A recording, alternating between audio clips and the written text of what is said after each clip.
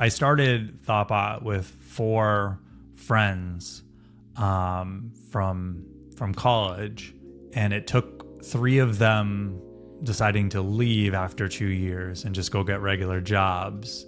And that conscious decision point of, well, our friends just showed us we could just walk away from this, that we don't have a lot to lose. We're not very successful financially, and we're not doing the kinds of work we want to do to be fulfilled.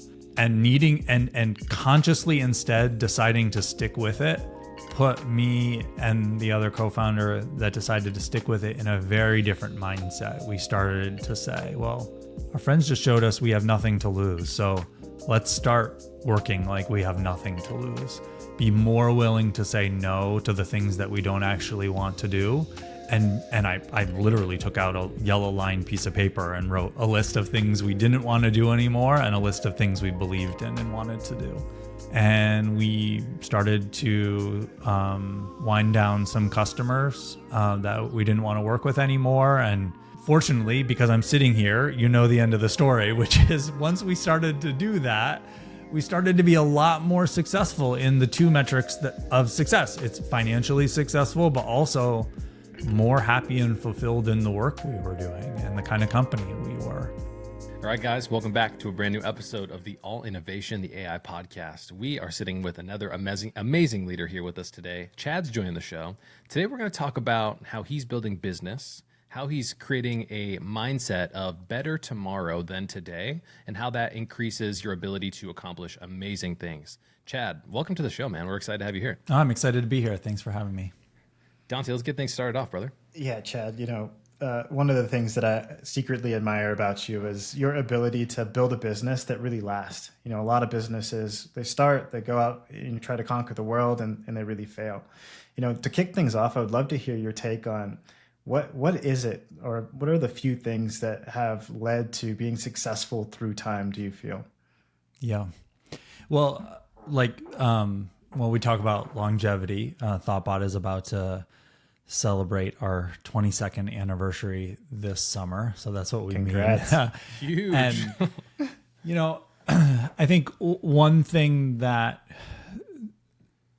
let's take a step back. I think there are fundamentally 2 kinds of businesses. And so much in the tech industry, people focus on the big venture funded startups to the point where it skews everyone's perspective on what a business actually looks like. And so in that world, it's not uncommon to take a outsized investment and to run a business unprofitably with the hope that it eventually gets to a scale where maybe it never even becomes profitable, but it gets acquired or goes public, and then you get an exit for the investors. And in that world, investors are looking for an outsized return on their investment, and they would rather you go out of business trying to have that outcome than for you to survive and be what they would consider mediocre in terms of financial returns.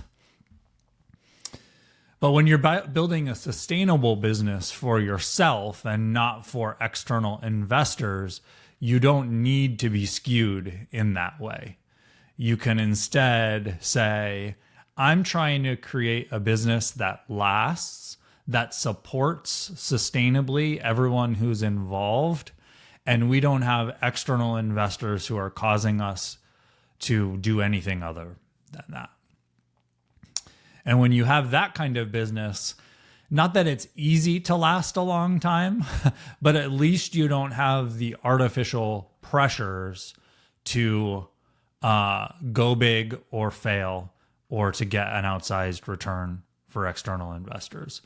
And so that means that what's involved in making a business last is you're surely going to have ups and downs. You're surely going to have failures. But when you have a failure, you dust yourself off, you get up the next day, and you say, what am I going to do today to keep going? And it's not anything other than the grit to keep going for yourself and for the team to keep going. And I think we've been fortunate then to couple that mentality with doing really great work for our clients so that they keep on coming back to us. They spread the word that they got great results when they worked with us. And so new clients or repeat clients, or that CTO who worked with us at one company and then moved 3 years later to another company and says, I want to work with Thoughtbot again to produce great results for my new company. And you just keep on doing that one day at a time, and then before you realize it, it's 22 years later. And you're an overnight success. Yeah. So here's a question for you. With the common prevalence, if you would say, of like instant gratification and minimal amount of work with huge return seems very in line with like societal expectations in business today. Where do you think that kind of came from? Did it come specifically from like this VC image of injection of cash? We see billion-dollar companies kind of emerge, or what do you think that real root cause of like this expectation in businesses today? Because yes, you're right. We couldn't have it more wrong for the large majority of businesses out here. I think that is the overriding reason. I also think there's an underlying dynamic with software-based businesses because they are such high margin and they have zero marginal cost. So what that means is you don't need to spend more on the product itself when you have one more customer. So that leads to a business where you can be unprofitable at the beginning, but you know that if you can acquire a certain number of customers, then you will be profitable. That's a different kind of business than like, oh, it cost me $5 to make this widget and I'm going to sell it for $7. And if I can do that, then I know that I'm profitable. So with this zero marginal cost businesses, it leads you to a situation where you can justify or convince yourself that you can run on profitably in the beginning, because if you can get enough customers, you'll win. And that leads to a situation where if you don't do that, you will just go out of business because you're running unprofitably. Do you worry about the generation of founders and entrepreneurs who literally think the only objective is to get to the next funding round so we can pay our salaries? And if we have to shut this whole thing down, like, hey, that's the risk. But guess what? Yeah. I learned a lot of lessons along this way, investor. Mm-hmm. I don't fault people. To a certain extent, that is the way certain businesses are created. And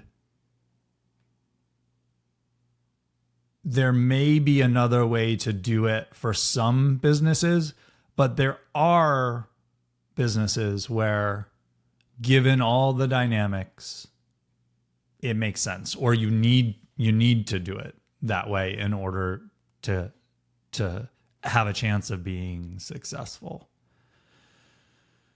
But I do think that it is worth considering, alternatives, and making sure as a founder, you don't do that just because it's the expectation, that you fall into the trap of saying, oh, that's just the way things are done. There are many, many businesses that are bootstrapped or profitable that their goal is to be sustainable. And lifestyle business has this negative connotation, but because it's seen as maybe not ambitious, but how beautiful is it if we can all have a business that helps us sustain the lifestyle that we want? I don't think that needs to be negative. Yeah, I completely agree. And, one of the things that I keep thinking about is, part of our previous conversation, Chad, someone on the outside looking in is like, hey, you've been in business for 21 years, about to be 22 years, which is, an incredible feat. Longevity is really important. But what are like the tactical tools and frameworks that you use every day to be able to survive such a long time? And I'm reminded of part of our conversation initially that got me really curious about some of the philosophies of business that you apply to Thoughtbot, and one of them is using Agile in a different way. Can you kind of double click on that for us? Yeah, I think the way a lot of companies do things operationally, organizationally, that kind of thing, is the way that we used to do things as well, which is like you see all of the problems or things that could be improved in your business or with your operations, but they're not really written down or logged anywhere. They might be in the founder's head or in your COO's head or whatever. And then ultimately what happens is you're in a meeting and like a bunch of different things come up and you end up making a change, and then you roll out that change and it either goes well or it doesn't. But Agile, and we sort of hit upon this because we are designers and developers. So as we were running our business, we said, well, when we're creating a product, what do? We have a Trello board or a project management system where we log every new feature that we're working on. When we identify a bug or something that could be improved, we create a card for that. Everything is prioritized in that backlog, and we pick things off the top of the backlog and we work on them. We identify the right way to fix it. And for our products, we're often trying to find the minimum viable way. Like, what's the fastest, cheapest way to address this issue so that we can get that out as quickly as possible. And then next week, look and say, did it work? Did it fix that problem? Did it improve that conversion rate? Did it, reduce that churn rate? And if not, then we iterate on it again and we say, okay, what's the next thing we want to try?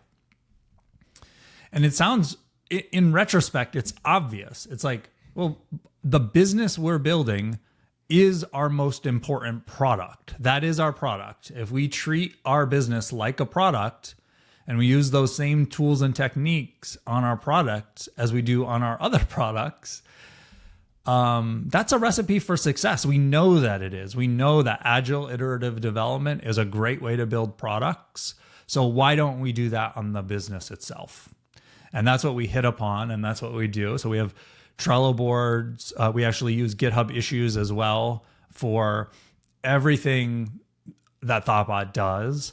That ranges from the way that we build products and our best practices to our HR, our benefits, our expense processing. Like, anybody can create a GitHub issue or a bug ticket that says like, this isn't working as well as it could. And then the person, we prioritize that. We do regular planning meetings and retrospectives where the items flow across a Kanban board. We make a change, the smallest possible change we can make iteratively.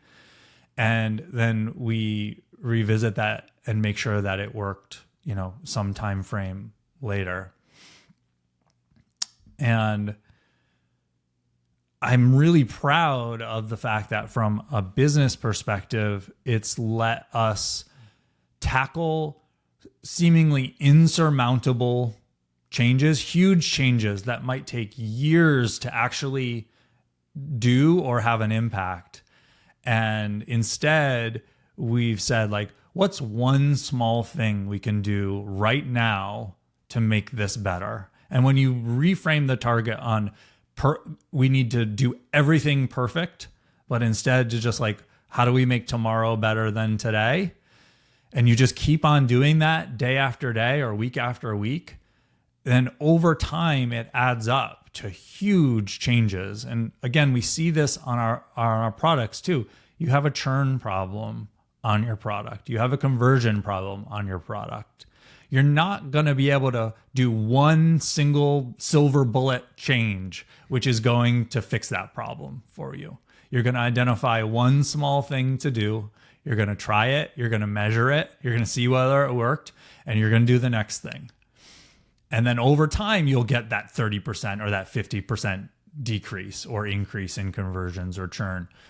But it's going to take some time to do, and you're going to have to work iteratively. So applying those same things to our business, to our sales process, to our benefits, to our HR, to everything that we do across the company has been really revolutionary for us. And we've been doing it now for a little over 10 years.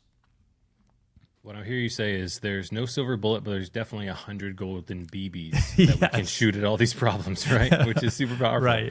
Right. I want to kind of frame this for, let's do a good job right now of putting ourselves in the shoes of a new founder, right? Or an entrepreneur.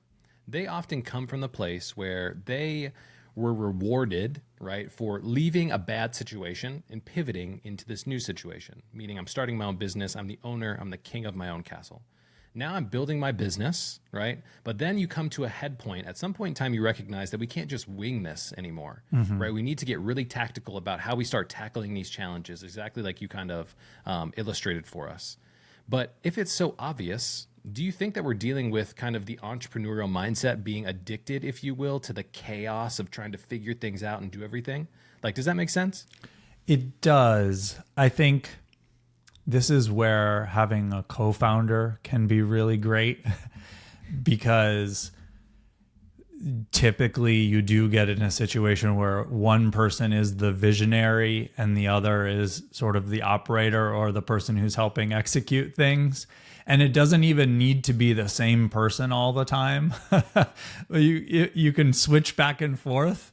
But we see this in our clients and we saw it as Thoughtbot as well, where having someone who is more sort of the visionary, who's out there, who's willing to have that wild idea and push, and the other person who's executing, organizing, keeping things flowing, is a really positive working dynamic.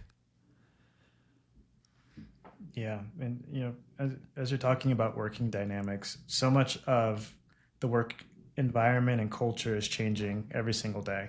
Now, Keenan, semi-famously says the future of hybrid is going to look very different than it does today. A lot of people, when they talk about hybrid, they think you have people who work in office and then you have people who work at home. But with the advent of AI over the last several years, the future looks different. Hybrid is going to look like, hey, you have human employees and then you have artificial employees. I'm curious your take on what this new future of AI is going to look like. Especially when it comes to I agree with Keenan. I think what we're going to see is, and where it's most powerful is not in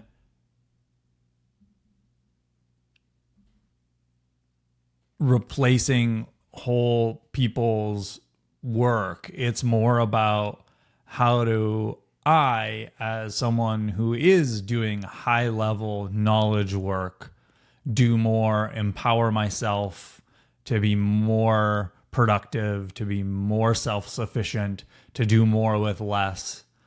And we see that across the organization. It doesn't need to just be at the entrepreneurial founder level.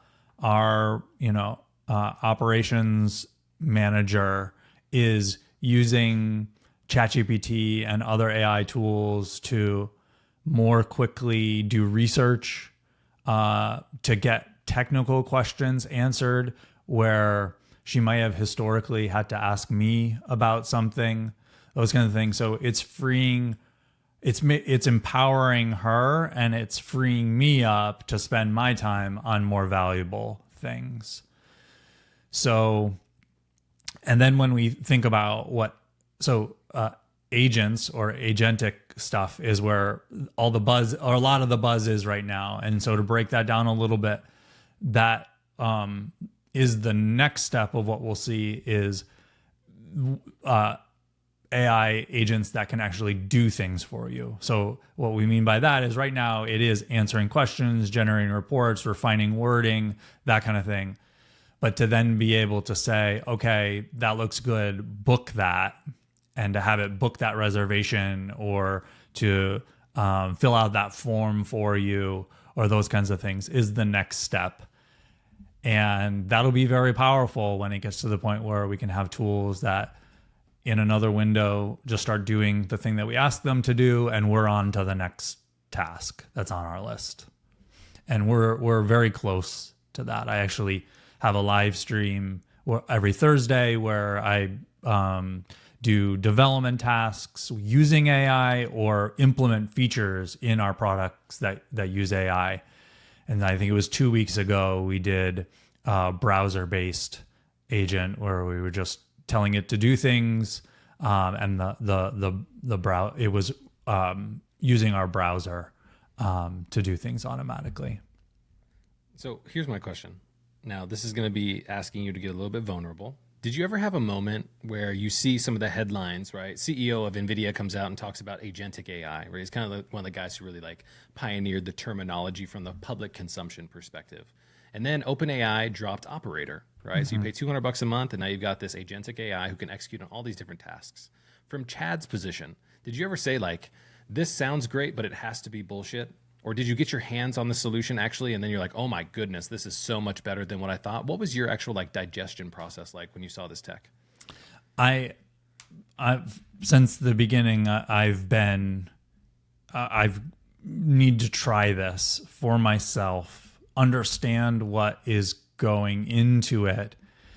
And that has led me to understand the nuances and where it's good and where it's bad.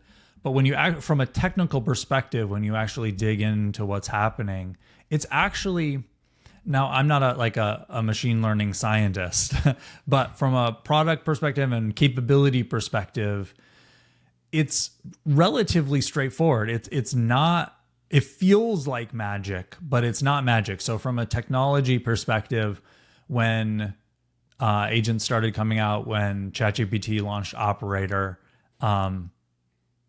I knew that it wasn't BS. I knew that it was going to work and do what they were saying.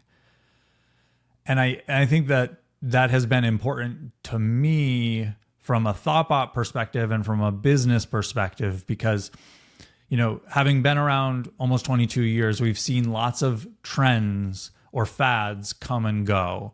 We've seen, all the way back to Web 2.0, mobile development, blockchain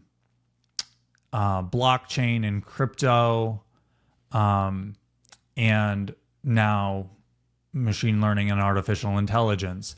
And when these things come and go, you have to say, is this a fundamental change to the way that products are built and to what businesses can be achieved or created?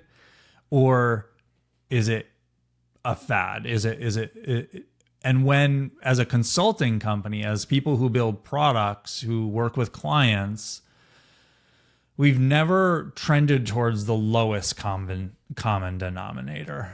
We've always tried to move up the stack so that we're in the place of highest value delivery or creation. So if you're looking for someone to just code things or do what you already know how to do, we've never been the right people to work with. We're not code monkeys. We help people figure out how to do what they don't already know how to do. And so when something like AI comes out, or all of the previous things that I mentioned come out, we have to quickly look at it, understand whether it's going to change the way products are built and the way businesses and the businesses that are possible, and then lever up on top of the value of it. And if we don't do that, it creates an existential crisis to our business, because we basically get buried under the next advancement in products and businesses. So we really have to look at everything new that comes out, try to understand its impact, try to understand it from a technology perspective, learn it as quickly as possible, and then get on top of it. That makes so much sense. You know, and I would love to talk a little bit about like how it impacts your business. Like we're in this like really cool phase where a lot of ideas are being challenged, like the old way is being challenged. One great example is like our phone. Like our phone today is 1 million times cheaper, 1 million times smaller, and 1,000 times more powerful than a supercomputer 30 to 40 years ago. I was looking up over the weekend a supercomputer created by IBM, and it was like the size of a house. And this thing cost $65 million to make. And it's like, this is, you know, cheaper and faster and better, right? And so we are in this like exponential technology wave. And I'm curious like how you guys are taking hold of just different technologies within Thoughtbot and how that's changing your expectations between yourself, your leadership team, and the people within your company. Keenan and I had a great, you know, guest last week, and he was like, "Hey, you know, I have a copywriter, and my copywriter before, you know, I expected her to pump out maybe like 10 pieces of content per week, but now with AI, like." He's like, you know, I don't know if I want to share this, but her expectation is 200 per week now, or 200 per month, something ridiculously high. It was like 20x the output, because you can have 20x the output. And so I'm kind of curious, like your take on that with like tools like Cursor and different AI tools that are helping developers code and really shape what the web looks like today. How is that changing maybe the expectation between yourself and the team? So the expectation there is changing. The expectations for ourselves have always been high. We consider ourselves and have the goal of being the best design and development company in the world. So when you set those high expectations for yourself, you first have to get past the idea that something artificial can do it as good or better than you with your guidance. If you can get past that, then you realize, okay, this is going to help us be even better and more productive. It's not replacing us. Again, it's allowing us to lever up and achieve things that we would have never been able to achieve before as like humans. And that's really exciting. That's not a bad thing. That's really exciting. And where I get really excited is that this is all just computers. So like you said, computers went from this house-sized $65 million supercomputer to something that now fits in our pocket. And it's way more powerful. Artificial intelligence is going to do the same thing. So what does that mean? Well, one, it's going to be wild. It's going to be really exciting. But what does it mean for the products and the businesses that we build? It means that there's going to be a trend towards the things that are capable now that only are possible in a huge computing cluster on the internet are going to be able to be run on our phones. And when that's the case, it means that the cost of running those things and incorporating them into the products that we build goes down to, you know, the same way of our mobile apps and our products now. And there might always be the need for that cloud supercomputer, but the majority of products that we create won't need to have the most cutting edge, highest compute artificial intelligence features within them. They'll be able to have locally running models delivering real features and functionality to users.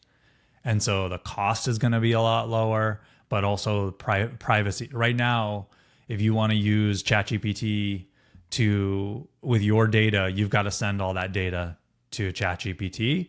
And if that's private health information for users or whatever, that's a real concern to be able to do that. And in fact, many of our customers, one of the things we're doing with them is figuring out how to get around that and to not have that be a problem. And that almost always means spinning up your own infrastructure, incorporating LLMs directly into your product, and not sending it to a third party. Well, when those super capable LLMs become possible to just run on your own server and to be able to do everything that we're doing today with these huge clusters in the cloud on an individual server, it's going to be really powerful. And people aren't sure why DeepSeek was so sort of shook things up so much, is it basically showed everyone that what I just said is true and is going to happen. Because it was a lot cheaper to develop that model. There are versions of DeepSeek that run on my computer here. That's right here. And so, that's just going to keep on happening. This is a crazy time for us to be talking about this stuff, right? I was thinking as you were conversating there, Chad, about like how important these humanistic conversations are and our grounded perspectives and how we're seeing the world in a world of exponential automation, AI, image creation, video creation. Dante shared Sora with me yesterday after like not checking in for a while. And my goodness, has that technology exponentially increased in skill, in output, in everything, in speed as well. And so like, what is kind of if you had the ability to kind of like stand at the plate like Babe Ruth and call your home run shot for what the future is going to look like? I mean, not in generalities, but like what are some specifics that you're thinking is really going to be impacted with AI in different industries? Or like, what is your kind of like, if you had to put a bet, like we're talking about Bitcoin back in 2006, right? And you put it out into the universe of what's going to come true. What are you thinking?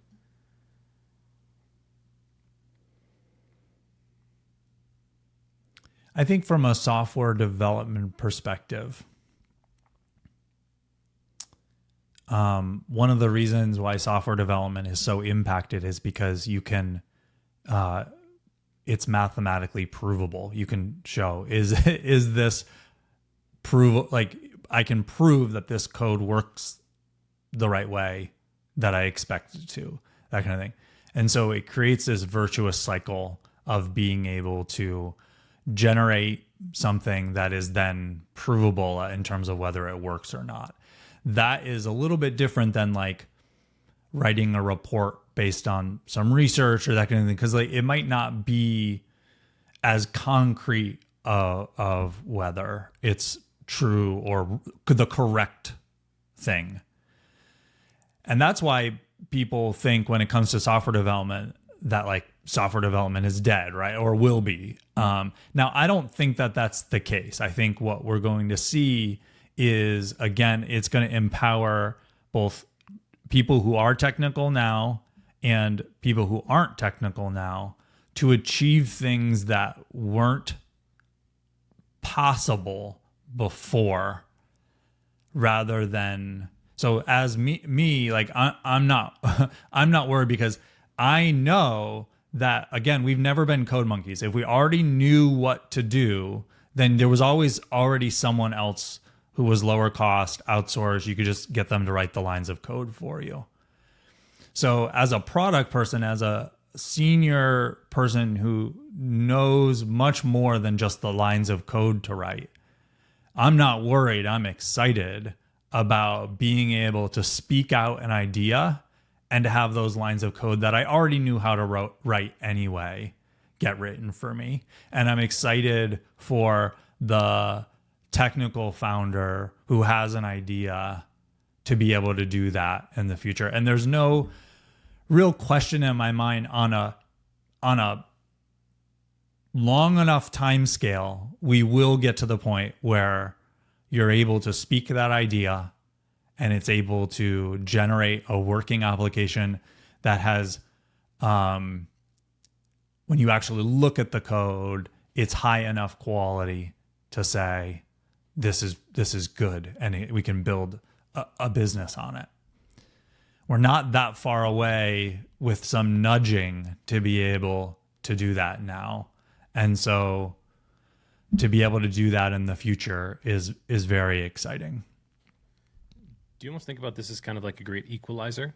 Right. Forever, there was always a moat around, software development. If you didn't know how to do the basics like CSS and Python and everything else, and you wouldn't be able to even get your idea off the ground. But we're coming to a point in time where now there's somebody out there who's living in a town who has a brilliant idea, and the intersection of their idea and technology are going to come to a clipping point where now they have the ability to create something that could change theirs and their family's lives. And so it sounds like we shouldn't be intimidated based on what you're saying here, but the ideas and the cream of the crop will still rise to the top. It's just an even more even playing field now, so more than ever with this development specific use case. Yeah, and I think what you're going to see is we already have this. We have like open source building blocks, open source libraries that we can use to create our products now. And I think that what you're going to end up with is like these reusable building blocks that they're not quite agents, but they are like building blocks. So it's like, hey, this knows how to make a SaaS billing product using Stripe, right? Like accounts, team, like, users with manager, like we have open source that provides that functionality for us now in our products. And so when we need that in our product, we can tell our editor to add it, and it's either going to use that existing package, or it might even just have this thing it's able to generate completely. So it's going to accelerate the ability to bring new products to market quickly. What it doesn't accelerate is building the right product that is valuable to users. And that is where we've always excelled, is talking to potential customers, figuring out what real problems they have and the right way to solve them for them in a way that provides value. That's where there's still value. That's where entrepreneurs come into play and figure out how to do that.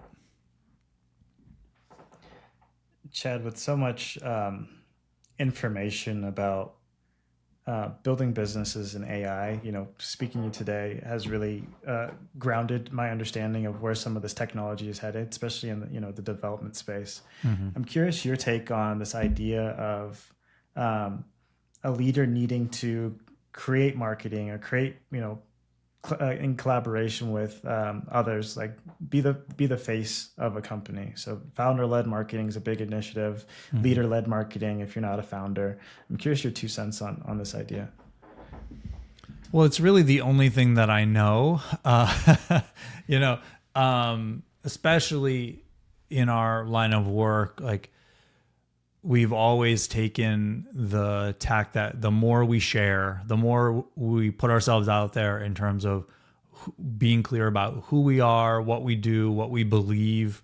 So we publish a playbook that describes all of our best practices, the way that we do things, both at the company and in the products that we build, because we know that even if we lay out every single thing we do, it's execution that matters. It's attention to detail. It's the being not that that's the way we're always going to do things, but we've already identified the next potential improvement that we're going to make. And that's what makes Thoughtbot special. So when you do that, you build a reputation, and you're out there and people find you and they can say, oh, I want what they have. I believe what they believe. And therefore I want to use their product or their service. And it's a little scary as a founder, to be willing to be opinionated, because you feel like, oh, if I'm going to be super clear about who we are and what we believe, then, I may be turning off this huge other segment of the market. But they were never going to work with you to begin with. You're much better off being opinionated and clear about what you believe, so that the people who actually want what you have and believe what you believe can more easily find you. And when they do, it's like, yeah, I know I want to work with them. They're the only company that I can work with. As opposed to trying to be everything to everybody and ending up being nothing to nobody. What I'm hearing you say is you have to have a really grounded mindset in abundance, right? Because when we approach even the founder-led, leader-led marketing from a place of scarcity, you're afraid to say certain things because you might turn somebody off who's never going to do business with you in the first place. Mm-hmm. You're confident enough in your own ability to create abundance that you can be exactly who you are, and the right people are going to find you at the same time. Mm-hmm. Have you always been grounded in that mindset? No, I discovered it by accident after spending our first 2 years in mediocrity. We weren't very successful financially. We were not doing the kinds of work that we wanted to do. We were doing tons of different things. We were supporting computers. We were selling computers at the same time as we were creating websites and software for people. And it really took I started Thoughtbot with 4 friends from college, and it took 3 of them deciding to leave after 2 years and just go get regular jobs. And that conscious decision point of, well, our friends just showed us we could just walk away from this, that we don't have a lot to lose. We're not very successful financially, and we're not doing the kinds of work we want to do to be fulfilled.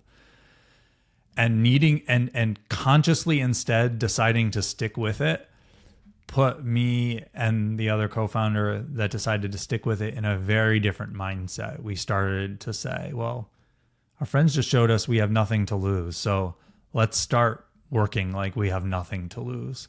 Be more willing to say no to the things that we don't actually want to do. And I literally took out a yellow line piece of paper and wrote a list of things we didn't want to do anymore and a list of things we believed in and wanted to do.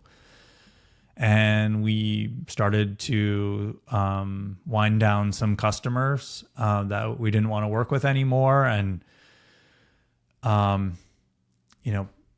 fortunately, because I'm sitting here, the end of the story, which is once we started to do that, we started to be a lot more successful in the 2 metrics of success. It's financially successful, but also more happy and fulfilled in the work we were doing and the kind of company we were.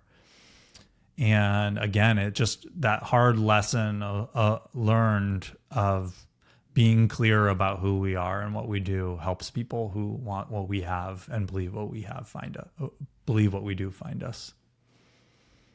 Dante, it sounds like a lot of the conversations we have. Yeah. But it's hard, right? It's hard, especially, when we were just 2 Chad. co-founders who really did have nothing to lose. We had barely any clients. We had been around for 2 years. We had barely any clients, not a lot of revenue, not a lot of reputation. It was just the 2 of us. We had the 2 of us and one other person who was a tech support contractor. We didn't have anything to lose, and it felt super difficult to do that. Now, fast forward today, we've been around 21 years. We're about 100 people. We have a legacy of clients and reputation. We have the jobs of all of those people. It's really difficult for not only me to be super sharp about that, but let alone me, like, what about the individual person who just joined Thoughtbot a few weeks ago? Like, it's a tall order to get them to be on a call with a client or to be writing a blog post or to be doing the work that we do and to be honestly to say, like, that's not a good idea or that's not what we should do. And here are the reasons why. To be super sharp like that when you're in a position where you feel like you have a lot to lose is super difficult. But the way that I think about it is, like, we're big enough now, we've been around long enough now that it's really unlikely that doing that or one decision we make or that kind of thing is going to cause us to go out of business or to be ruined. So if that's unlikely, then what's the most likely way that we'll be ruined? And it is through 1,000 little yeses when we should have said no. We just erode into this mediocre everything to everybody thing. We probably wouldn't even go out of business at that point. We would just no longer being what we're trying to preserve in the first place by being cautious. Don't say. I'm thinking about like Charlie Munger, right? Had a famous way of explaining like inverse thinking. Chad, are you familiar with this? Not really, no. Okay, so inverse thinking is basically thinking in reverse of how you want to accomplish your goal. So instead of saying like, how are we going to hit 1 million in ARR as an example, you'd say, what are the ways in which we could guarantee we wouldn't hit 1 million in ARR? You'd probably say we develop a product that isn't consistent and isn't targeted towards one person. We wouldn't identify the problems that we'd be able to solve for our target market. We wouldn't be able to fulfill on our promise. And when you go through that exercise of inverse thinking, you literally have all the do nots in front of you. And the exact opposite of that is where success lies. And when I think about those scary days in the early days with you guys and saying, we're going to have to focus and do this stuff. If you guys want to guarantee failure, you would say, we're going to do 100 different things. We're going to sell computers. We're going to build software. We're going to do all this kind of stuff. You know what I mean? So it's an interesting way to attack problems that way. Yeah, we use there's a similar technique, and I wrote a post many years ago now called failing on day one. And it's actually to do a pre-mortem. So and maybe it comes from a similar place, which is like doing a pre-exercise at the start of a project where you basically say, here are all the ways our project failed. But it hasn't actually happened yet. You're just saying, you're identifying all the reasons why it did fail. It's a fake exercise, but you address all the things you uncover all the things you shouldn't do, or all the risks you have that you need to mitigate. But this is super important technique for product development or software development, because what ends up happening if you don't take this approach is that you start from an optimistic perspective on day one, where everything is successful. And then if you've ever been part of a software project, you know, at that point, it's all downhill. Everything goes badly from there on out. Everything is not done on time, not done on budget. Everything takes longer than you expect. And you just, by the end of the project, it's a nightmare. Even if overall you're able to get the product out the door and launch. So it actually is tougher initially psychologically, but if you can do it, it's a much better feeling, where if instead you take a super pessimistic view on day one and you say, put everything aside, we have already failed. And then you say, okay, what are we going to do to be successful? You start from a point of failure, and then every day gets better because you've succeeded at mitigating that failure. And if you can pull it off, you end up feeling awesome every day about what you've done. And at the end of a project, you feel better than you felt when you started it. But it's not easy to do. Well, it's nice to see that we have leaders out there that are attacking problems from different angles, right? We've talked about so much today and how you guys are using Agile to create 1% better each day and the results that can come after that. Talked about the mindset shifts that come with embracing technology and how we're going to lean into the future that is uncertain for so many of us, because very transparently, we're in the dial-up days of what this AI is really going to be. Yeah. And so I'm interested to see what Uber is going to be like in the equivalent of AI in the future. Teleportation? I don't know. But so Chad, we have a tradition here on the podcast, man, where the previous guest wants to ask you a blind question. Okay. So this is going to be a little bit of a mindset exercise. We flash forward to 85-year-old Chad. He hops in a time machine and comes back to give yourself some advice at the age of 20. How would he navigate, and what advice would he give to that younger version of Chad, so when he is 85, he can accomplish everything that he wants and everything that he deserves? Well, it would be the sports almanac. There you go. Yeah, that's fair. That's fair. Pursuing the same career path that you have now, you know?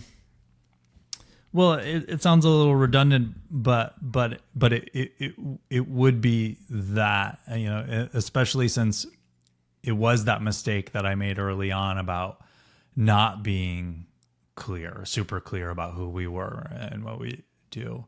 And even though I've learned that lesson, it's not easy to do. And I'll be honest, I don't think I always do. I don't think me and Thoughtbot are always as sharp with this as we actually need to be to be as successful as we want. And so getting a visit from that older self saying like, it's worth it, Chad. Don't worry. You can do it.